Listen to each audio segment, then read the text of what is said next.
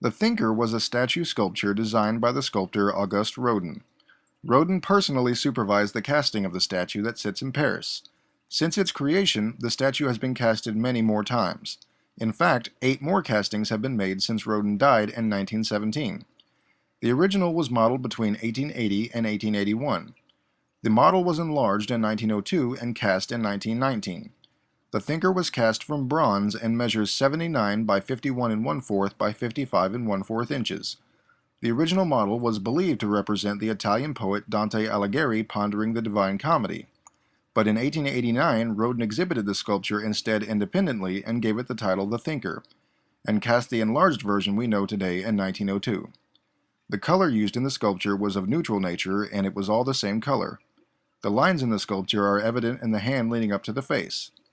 The proportion of the sculpture isn't exaggerated, as you can see how the figure is correctly proportioned as you would naturally see a human figure.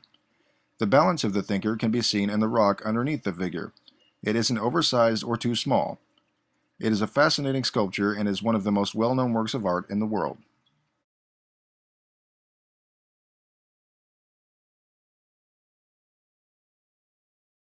The Bronze David is a bronze sculpture made by the sculptor Donatello sometime in the 1440s.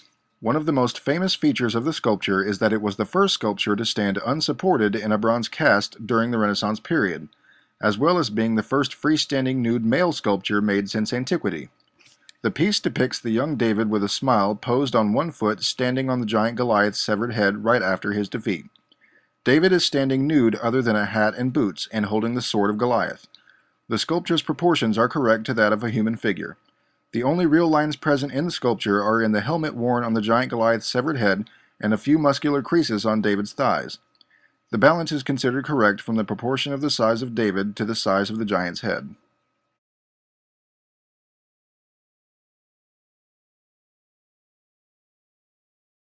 The discus thrower, also known as the Discobolus, is a lost bronze Greek sculpture. To this day, the name of the sculptor is unknown. The sculpture was completed near the end of the Severe period, which was 460 through 450 BC. There have been many Roman duplicates of the discus thrower, both in marble and bronze. Some copies were full-size and some were small-scale. The discus thrower is completely nude and is always depicted as so. The discus thrower is a life-size sculpture with correct proportional elements. The balance is correct in the human proportion and the disc. Lines are found in the muscle curvature under the thighs and knees and in the feet. The Kiss is another sculpture by Auguste Rodin. This sculpture he chose to create from marble in 1889.